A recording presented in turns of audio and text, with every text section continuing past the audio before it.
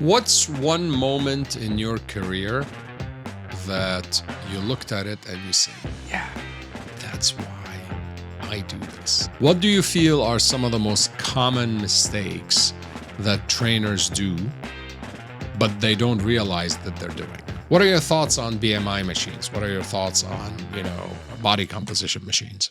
Tell me about follow-up. Like, do you send them messages before? Do you send them something else? What are some of the things that people could see that will say, I'm not going to train with this trainer?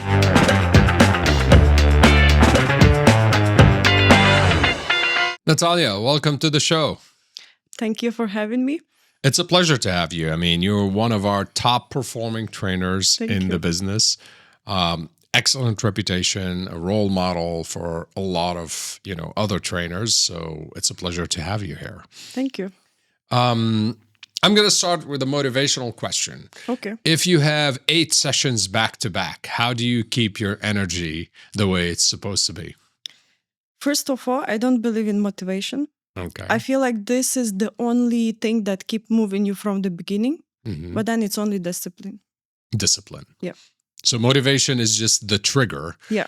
But the actual word is discipline. Is discipline. Okay. That's why for me, if you actually ask people around about me, they will tell you that I'm a discipline model. Like, I like being disciplined. I feel like this is one of the key that make me who I am right now. And this is something that actually exists there. So discipline is a very wide word, meaning that, people who think that they put up their uniform and they showed up to the gym. It's already discipline. It's already a big part of discipline. Yeah. Explain to me what discipline means in your world. Like, walk me through a day in the life of Natalia. What is the discipline there? For me, discipline, it's something that I do every single day, but naturally. Okay. So it's something that I don't force myself that much to do it. And I just do it repeatedly. So it's now discipline and consistency. Yes. Yeah. Because discipline is the first part. Yeah. And then consistency is the second part. Yeah. So let's go through your day. Like, what time do you wake up? How do you plan your day? When do you eat? When do you work out? Like, just walk me through the day. I like to have all the things organized. So I always have the schedule. So my workouts are planned. My sessions are planned in advance. I always have everything prepared. My food, I know that this is my break time. I go take nap. So I have really, really scheduled day. Okay. And I feel like this is actually the discipline because it keeps me pushing. And do you prepare your own food? Yes. Right now, yes. I prepare for the competition in October, so I'm forced to have. So you're doing 170 sessions and you're training for a competition at the same time. Yeah. Do you prepare your food the day before or the same day? So now I don't like actually to have food cooked for so long. Okay. But I do prepare for 2 days. Okay. So every 2 days I cook. Okay. And what time do you wake up usually? Usually I wake up 4:30, 4:45. Oh, wow. Because I start 5:30, 6:30. That's my usual day. Okay. If I start 8, this already wow, I miss so much. Yeah, half of the day is gone. Yeah. I feel really it's something unusual. On average, how many sessions do you do per day? Depends. Some days if it's less than 5, to be honest, I will be panic, okay, I'm not doing enough. But 6, 7, 10, sometimes 12, 14, wow. Depends. 14? Yeah. You've done 14 sessions in one day? Last summer. Last summer, June, July was my peak. Okay. And how do you keep energetic? By session number 14, aren't you feeling very tired and sleepy at that point? Physically, yes. But I love my people. I love my clients. So for me, every time I see them, it's I really enjoy time with them. I really enjoy training people. I really enjoy training my people. So for me, even if I'm tired, I still give in 100%. Why did you get into personal training? So actually, I finished sport and physiotherapy, but then hospital was not a good experience for me. I didn't enjoy that at all. Okay. Like the energy, for me, it was too depressing. And I'm going to stop you here and Okay. ask you one question. Yeah.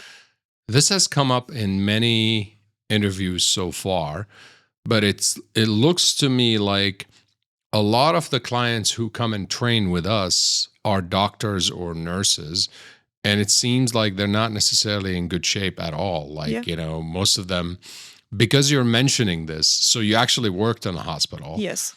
Okay. And is that true? I worked for a few months, and you don't have time. That's Okay. the problem.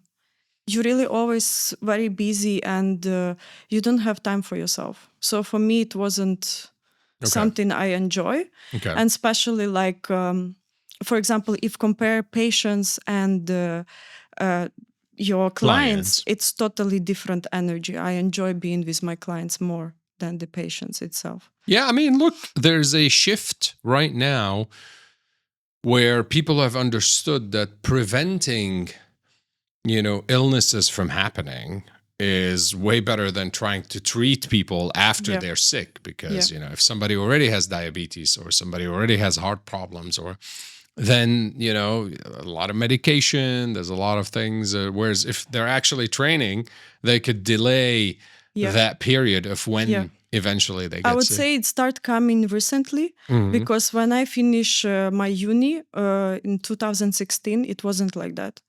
So in my country, in Ukraine, the physiotherapist, it wasn't that, like the doctors will not even recommend people to go to do physio. Wow. So it was like, for me, I was like, what I'm even doing? Like, I'm not helping that many people. And So when did you become a trainer? Straight after. Okay. And even during that, I was already in uni doing like my PT sessions, like training my friends, because I started, I think, 2012, working out. Wow. Yeah. So I was just doing it as a part-time, just for fun. And then I was like, why I cannot use my knowledge and actually help people if it's something I enjoy. So I love the fact that you called them my people. Yes, it's my people. It's my family. You feel like you're responsible for them. You feel that they're 100%. yours. How does that relationship build for them to become your people? Explain to me about the journey, like, because you're meeting so many people, doing a lot of trial sessions. When does a person become your people? Straight from the beginning. Okay. I believe in energy, and I feel like it's click. The clients who actually like, when we don't match on an energy level, we don't train. Okay. That's why I have less people leaving me, or if they leave, it's like after a long time. Okay. So retention has been a big part of your journey. People just, once they start training with you, they stay with you. So what kind of energy are you looking for in that first trial session? It's just like, be real. That's it. Okay. And it will match. And how many people who come to you in the trial session have a previous experience in training versus how many people just come and they know nothing, basically? A lot. I would say 90%.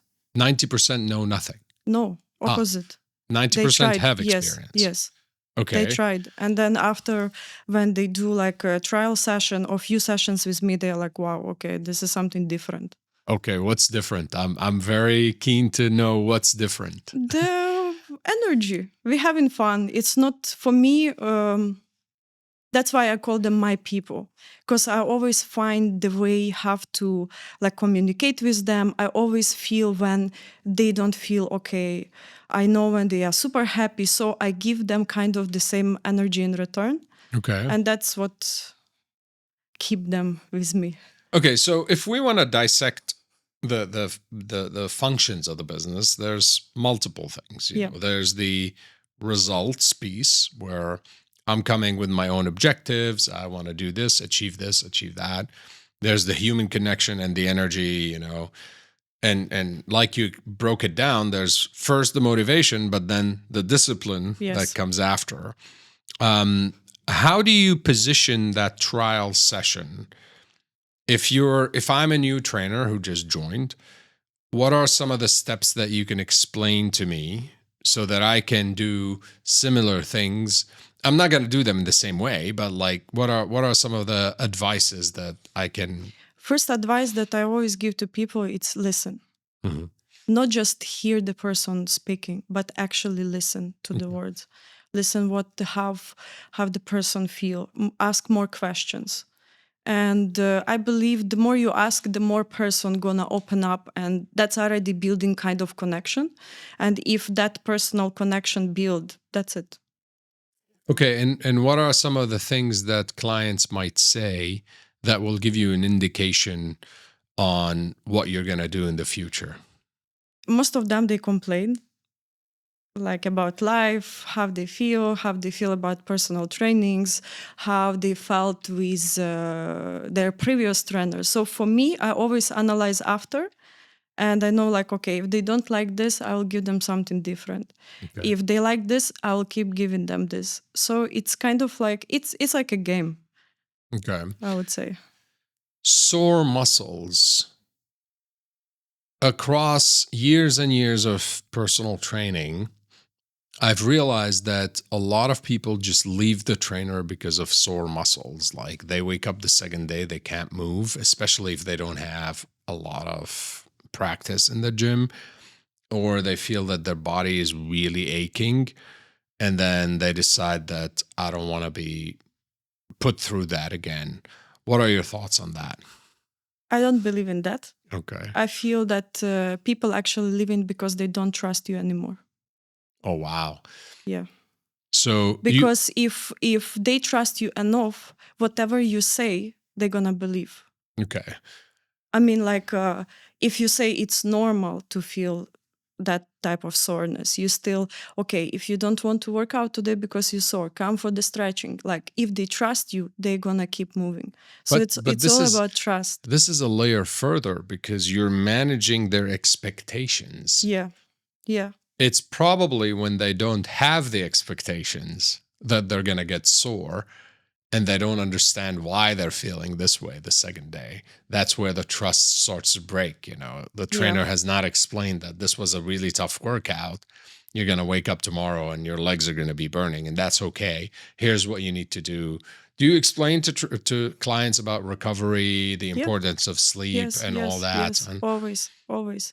okay, do you feel people have problems in their sleep, or do you feel that a lot of people are now starting to realize that prioritizing sleep is something very important? And I would say, yeah, they understand that they need to prioritize sleep, but it's really hard to manage sleep in Dubai.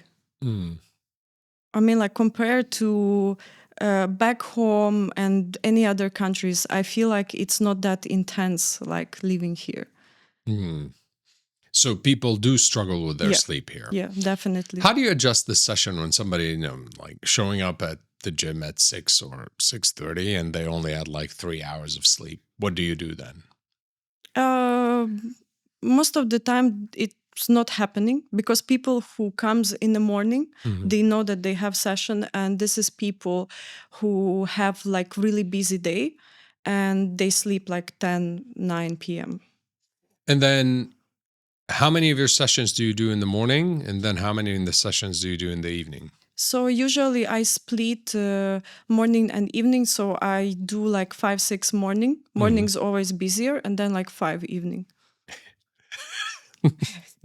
You make it sound so simple. 5 in the morning, 5 in the It is because look, if you start like I actually love. I'm not a morning person at all. Okay. Like at first, I really force myself to wake up. This is where discipline comes again. Mm-hmm.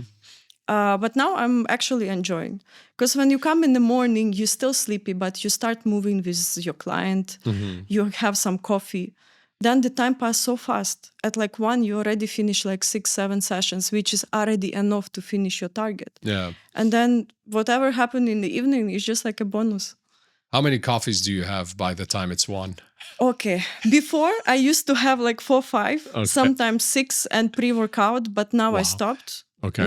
Now I wear this ultra human ring, Okay. and it has like this good option that it shows you from what time to what time you can, like you have a coffee window, coffee window. Nice. And I track that. So even if I feel super sleepy, I force myself to stay this few hours awake. And then I have just like one, maximum nice. 2. Yeah, it helped me a lot. Okay. And wearables are a big thing now. Like Yeah. most people, I can see that you're wearing an Apple Watch, a Yeah. Whoop, and an Yeah. Ultra. Yeah. There's 600 ways to track your performance.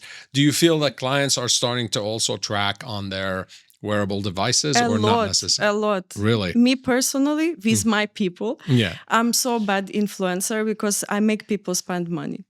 Whatever I buy, like new device or whatever is that, they straight buying. That's where trust also comes. Just recently, I think 3 of my clients bought the smart ring because of me. Yeah, but that's good. I think people need to understand that part of the journey is to be able to visualize your progress.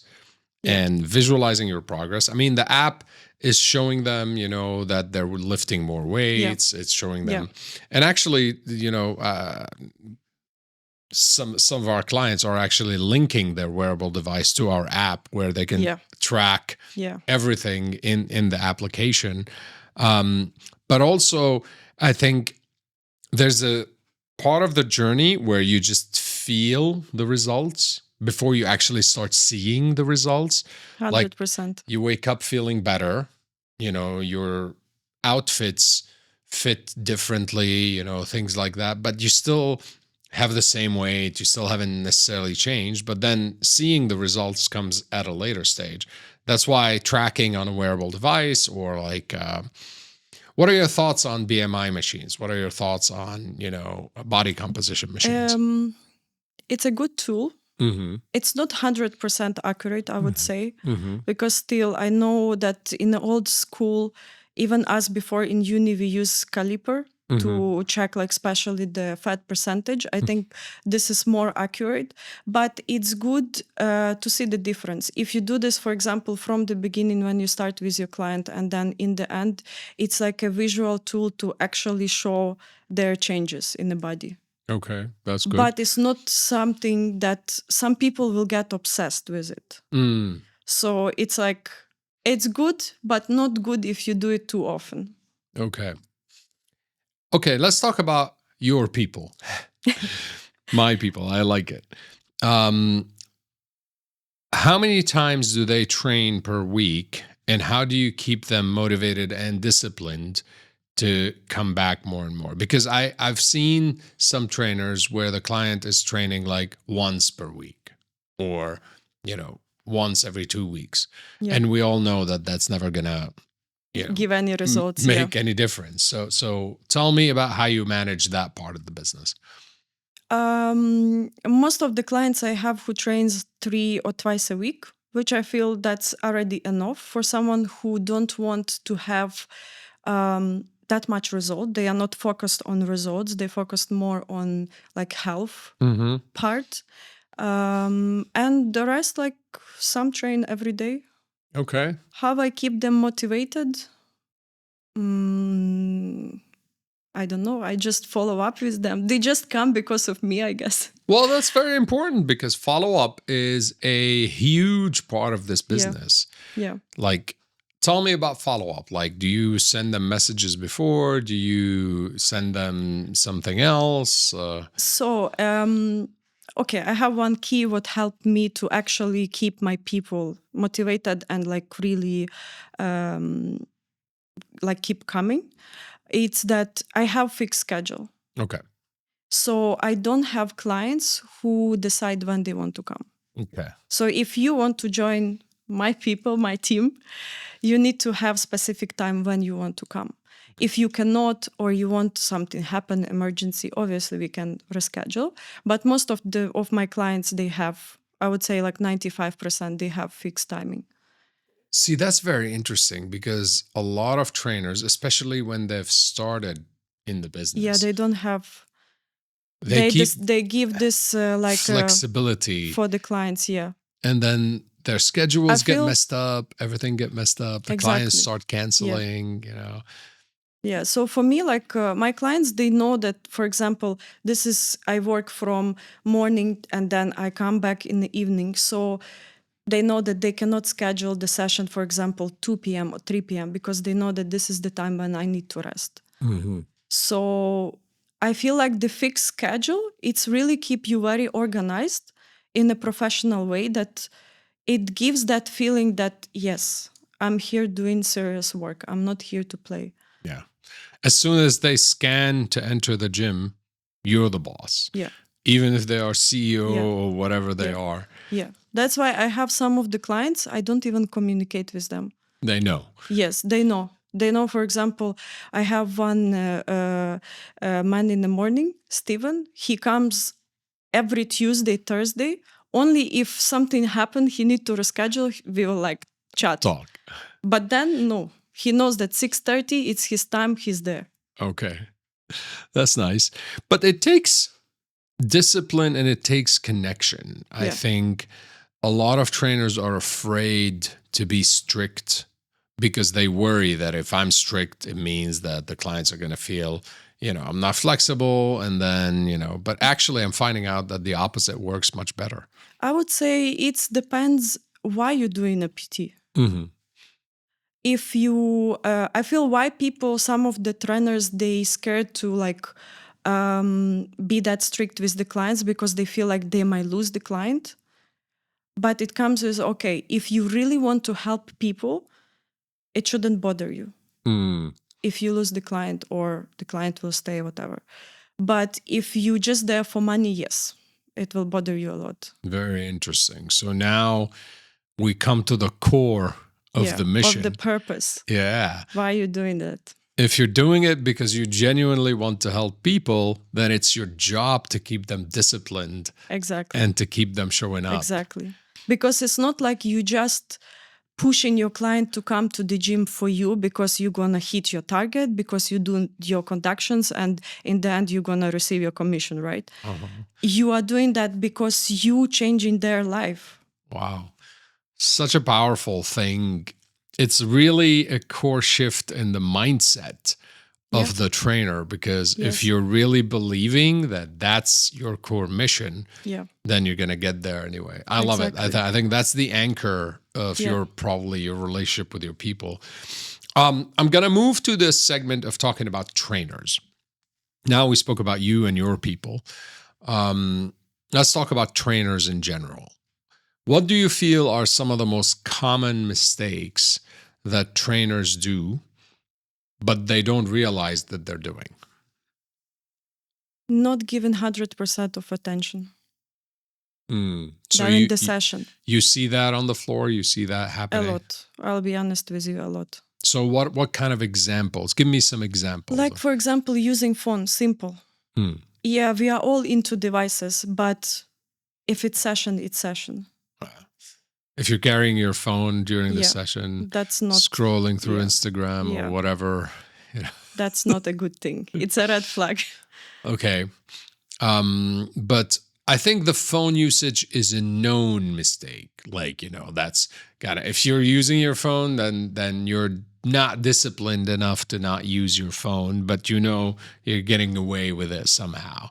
But tell me about mistakes that happen, but the trainers don't actually know it's a mistake. Like, a lot of trainers don't understand and don't realize that you are not in a bubble, that, everyone can see you. Mm-hmm. Once you are on the floor, if you think you are somewhere in some corner with your client, no. Mm-hmm. Everyone can see you. Wow.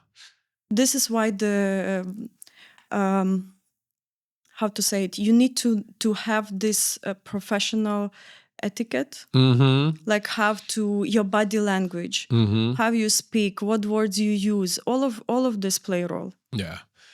Because a lot of clients, I personally have a lot of clients who now more than 2 years with me, even from the before when I did freelancing here, they are still with me. Wow. They are just because they see me working with another clients on the floor. Oh, wow. And then they are like, okay, I want to train with this client, with this trainer. if you're just doing the right thing on the floor, it's enough for people to say, I want to be with that 100%. trainer. 100%. So what are some of the things that people could see that will say, I'm not going to train with this trainer? Give me an example of that. Like, for example, how you correct the person. Okay. Like the technique, how you explain, your body language, your posture, your intonation, everything. Everything together. Okay. And what are some of the things that trainers miss out on in the trial session that people end up saying, you know what? I'm not sure really whether, because, this is a market where a lot of people can afford personal training. Yeah. A lot of people say, oh, I don't have money for this. Or, I need to go and talk to my husband or to go to and talk to my wife about this. But in reality, it's not like that. They already know that they don't want to train. Again, it comes to the energy. Because a lot of PT nowadays, they judge the person from how the person look, which is, for me, it's so wrong. They decide that this person, Yes. because of They this shoes they're wearing, that they cannot afford. Everybody can. And that's it.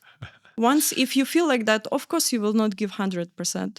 Of course, your session will not be 1 hour with the stretching and a nice warm-up and explanation, everything. You will just do it like, okay, done. Yeah.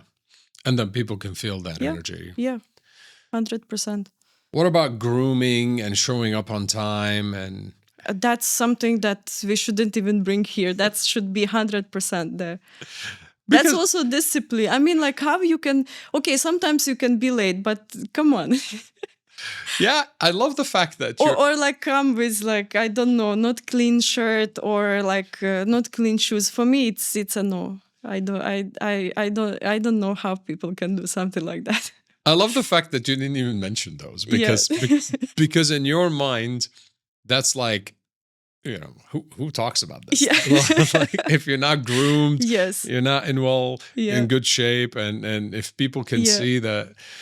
But yeah, believe it or not, I think it's important to tell trainers that, it's how you look and how you show up and be on time and, clean uniform and all that has a huge effect on.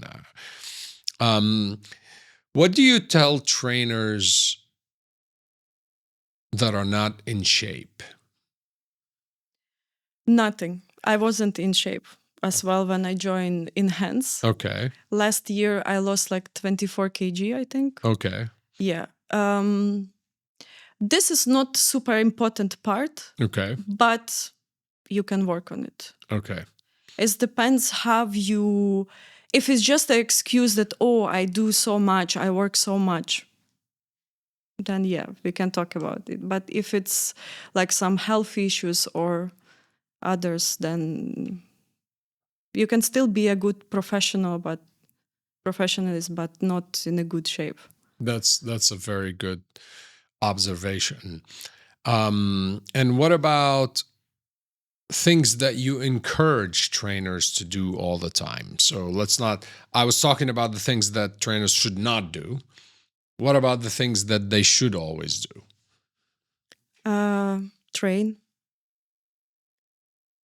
And show that, like, what you can do, how you can train yourself.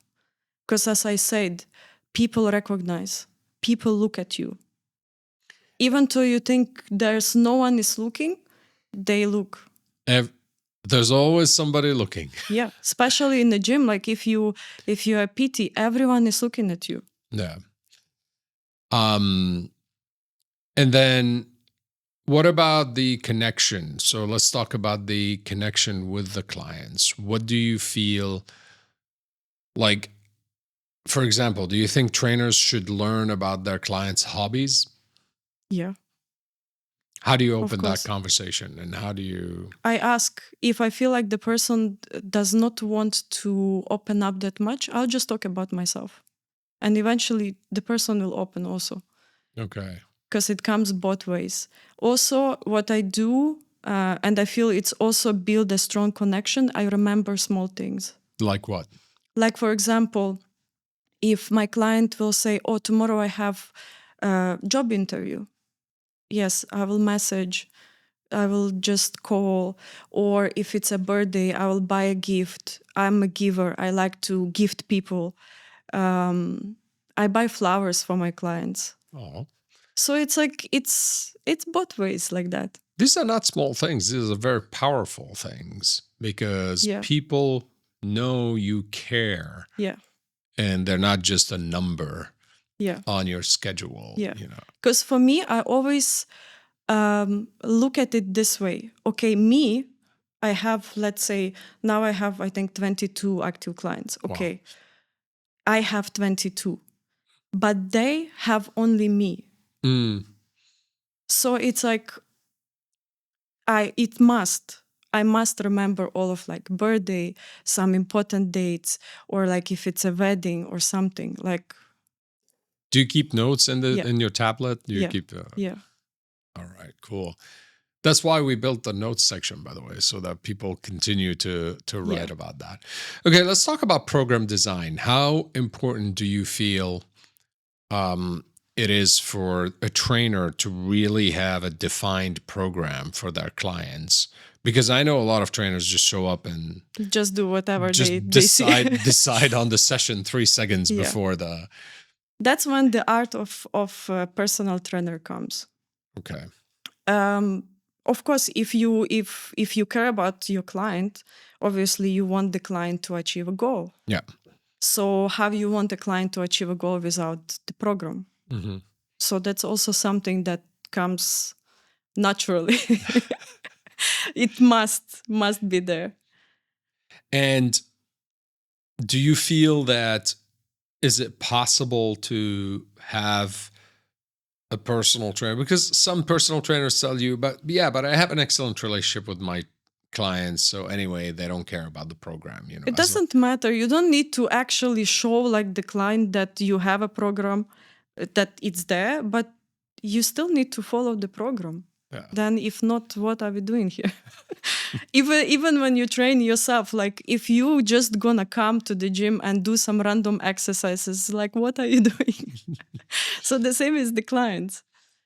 I like how all these things that are so evident to you are like huge learnings for other trainers, you know, because a lot of trainers just kind of like take it lightly again, I think. But it's important. I think it's important that we have these discussions, and I think it's important to trainers to hear it from you or from other trainers and not from a person like me, because, you know, eventually a lot of them think that I'm in it to just, you know, make more money or whatever. So I really appreciate your openness and how you know, how you're conveying the message to people. You know, just recently, my friend, she works in retail. Mm-hmm. And she like every time she's like complaining about her job. Mm. And every time she's a Gemini and she's so like windy. She wants to be there and there. Like one day she wants to do like tattoo, like be tattoo artist. Then the next day she's like, when she see me receiving certificates and like how happy my clients are, she's like, oh, I want to be a PT also. Like every day she wants to be something else. And then she asked me like, how you keep pushing, like how you can just wake up and do the same job every single day. Yeah. And I asked her like, are you actually happy with like to do what you are doing? Mm. She said no. But for me, it's opposite. I'm actually happy to train people. My people. Yeah, my people. Yeah. Well, I mean, it's not very surprising. The majority of people don't like their jobs. I mean, then what are you doing there? Just making money. I think a lot of people just get into a job because they fall into it. They make like few interviews. They come and somebody says, okay, yeah, we'll hire you as, I don't know, wedding planner or whatever. Okay, can I ask you a question? Do you enjoy what you are doing? Well, I built the company, so absolutely. Exactly. For me personally, I don't believe that you can make good money when you don't enjoy. Yeah, it's people first, money later. Yeah. That's how it works. Yeah, you know, if you like what you're doing, the money will come. Yeah. what is the importance of understanding that this is a career and that you could grow in it and that you could potentially, start managing other trainers or even start becoming in the leadership? Do you feel that a lot of trainers understand that this is something that can happen to them? Mm-mm.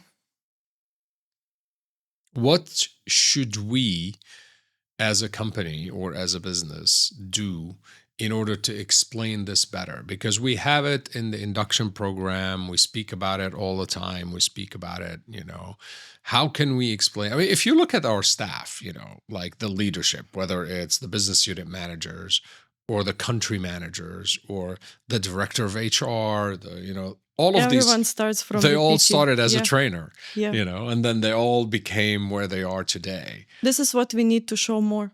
That's why I feel we're doing this podcast. Yeah. I think it's important that, we really, really push to always hire from inside. Like, especially when it's like leadership positions, we always try to bring people that were here and promote them to this level because. And that's one of the reasons why I always wanted to be within hands. Oh, thank you. I appreciate that. Okay, so let's talk about some, nice and funny stuff. What is the most hated exercise that the clients don't want to do?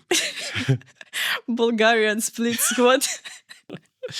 This is the fourth time somebody says this.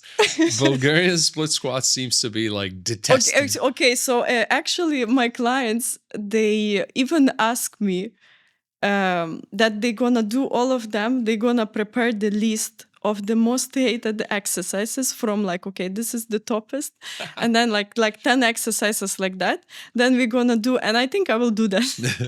Then they're gonna have they will train me and give me exactly all of these exercises. Especially the combination Revenge. of supersets and things like that. Yeah, so first it's always Bulgarian, then burpees. What else? Bike. Assault bike. Yes. Assault Everyone bike. hates it. Every time if I ask, I give it as a warm-up, if they hear bike, they're like, can I go home? Okay. What do you think about really high intensity workouts where your heart rate is and it includes a lot of jumping and all that? What are your thoughts on that? Good, but not for everyone. You really need to know who to give. If you prepare a program like that for your clients, you really need to be aware of their health, 100%. Yeah. Also, I think jumping exercises could cause a lot of injuries. I mean, if the person is not really qualified. Yeah. Especially for the women, you need to be aware if they have PCOS or not, or other hormonal disbalance, because this might affect a lot. That's so interesting. I mean, this is, again, when you talk about the art of personal training and genuinely caring about the human in front of you. I think a lot of trainers try to prove to the client that they will break them by the end of the session. And I don't think the purpose is to break the client. No. The purpose is to actually help. Yeah. And if you understand their human anatomy and if you understand what they're. Yeah. All right, nutrition. How big of a role is nutrition in the process? And do you feel that every trainer is capable of starting to speak about nutrition from the very beginning? Or do you feel that you need to build a relationship and trust? Because I think what people don't know is that, a very large group of humans out there have issues with their body image. They have issues with, somebody told them when they were a kid, you cannot eat sugar, you cannot eat this, and some people have traumas because of food. So I believe that it's a really, really sensitive topic. And it is. And that trainers cannot just tell people, you cannot eat, cake or this. Me, I'm traumatized by my parents in food. Okay. I don't have healthy relationship with food. at all. So you understand Yes, how difficult. it's very important. It's difficult. Yeah. See, I was so thin when I was small that my dad used to say that he will put the rocks in my backpack just for wind do not take me. It was like a joke, Yeah. but now I understand that it's affected me a lot. They forced me to eat, and they were saying like, okay, if you don't finish this, you're not going to play. Now this, if you don't finish, it's like a big problem. Yeah. Yeah. You have to think about the plate that is in front of you. So nutrition, it's, I would say it's 90% of the fitness itself. So, but how can we make sure that trainers have a healthy, conversation about it? Because it's a very dangerous conversation. What are the things that you should never tell your client, for example? Do not stop them. Do not put them in restrict diet. It doesn't work. You need to show the clients that whatever you are doing in the gym is not like because someone is punishing you. It's for your own good, for like, if not now, in 5 years. So for example, if I'm teaching my clients what to eat correct, like what correct food to eat, how you can combine it, if you feel you want to eat this, you might eat this. It's actually teaching them the healthy lifestyle, not just to eat that to lose weight, for example. Yeah. So it's less about forbidding them from eating things and more about encouraging them to integrate, whether it's vegetables, whether it's this, whether it's... In my whole career of PT, there's not even one client that succeed in diet. If you give them, okay, this is breakfast, this is lunch, this is dinner, doesn't work.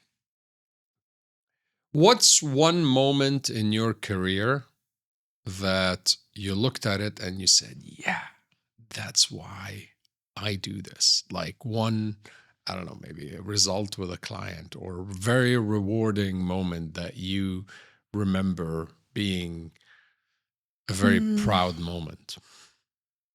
I have one client. She's with me since, I don't know, 2002. Wow. No, 2022. Okay. Yeah, 2022, when I was doing freelancing. And now I train her cousins. I train her sister. Wow. It's like I train She's almost, your brand ambassador. Yes, I know like the whole family. Like in moments like that, she's not anymore my client. No. She's my close friend. Okay. That makes me realize like, yes, I'm doing good thing. Or for example, when my client move into another country and they cry because they cannot train with me. Okay. This also like, it makes me feel like, yes, I That's even why though, I'm doing this. Yes, even though they might not achieve the actual goals, but at least like. Yeah. And you said you're going into a competition. When's the competition? Yeah. End of October. Okay. Excited or scared? Not the first time doing it. Okay. But it's exciting. Okay. All right. Quick fire questions. Okay. Lightning round. Let's do it. Bulgarian split squats or walking lunges? Bulgarian split squat. All right. Favorite piece of equipment in the gym? Rowing machine. The weirdest gym trend that you've seen? Pilates. Reformer Pilates. I mean, it's been there for how many years and only now it's booming now. Okay. Dream client, real or celebrity? Real person. All right. Don't mind about celebrities. Okay, so I'm going to wrap up with a couple of like deeper questions. Okay. This has been a great session, by the way. Like, they told me you're very serious. I'm not finding you very serious. You're very funny and witty, and I just look serious. no, you're disciplined. That's very different. Okay. Like, disciplined people are not necessarily serious people. They take their job seriously. Yeah. Which is, but you know, I'm one of the people who knows how to party hard if I Me want too, to. trust me. But when it's work time, it's work time. Exactly. You know, like, you know, that's one thing, and that's another thing. So, what's the next level for you? Is it more clients? Is it bigger impact? Is it, you know, a career progression? What's next level? Like, when you Career think progression. okay. So you see this for you as a ladder Yes. that you want to climb. Yes, I always see myself as a leader. And even from like my childhood, I wanted to I actually dreamed of like being interviewed before. Okay. It's a funny, but I used to sit in front of the mirror and interview myself like I'm kind of a celebrity. And I feel like... Do you know that this is one of the most important things for people to progress in their lives? What you just said. Visualization of what is going to happen next. Yes. There's a big difference between being dreamy, you know, like... But all dreams come true? Sure, but there's some people who can see their next steps. Yeah. That's not dreamy. That's visualization. Dreamy is I'm gonna hit the lottery. You know, like, okay. That's dreamy. You know, like, you have these unrealistic dreams where, you know, you know, I'm gonna be president of the United States. Yeah, but like, like, these are dreams. Yeah, I agree with you. So what you're talking about is visualization. I've actually visualized every step of my next the same part. Like, I can see it happening and I can practice for it. Actually, my next question was going to be, before you even brought up the mirror, what should every trainer see in the mirror every morning? Who they are, not the reputation, not what people think about them, not some things that people put in their head, not the past traumas, but actually who they are. Okay. And it's not only for PT, for everyone. You know, a lot of people look in the mirror and they don't know who they are. Yeah. And they lie to themselves. Yes. Not to other that's people. why people do what they don't love. That's why people are not happy. That's why so many people don't have peace. This has been very insightful, very pleasant, and very deep. So I really, really like this interview. Yeah, me too. I think a lot of trainers are going to benefit a lot from what you said. I now know why you're one of our top performers in the business. I love that line of my people, you know, it shows so much commitment and passion. And, you know, I appreciate that, you know, because we're in the business. I got into this business because I wanted us to help people. The reason why I set up the company is because when I tried to go find a PT, I couldn't find the PT that I wanted.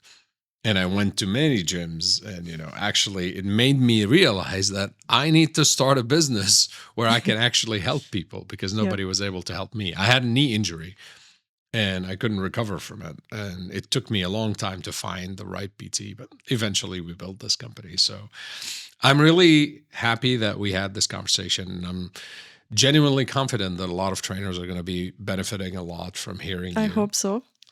I benefited from hearing you. So I love that ending line, you know, they need to look at the mirror and realize who they are.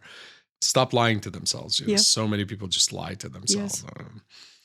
So thank you very much for coming here today. Thank you for having me. And I hope you enjoyed it as well. Oh, a lot. Trust me. Good.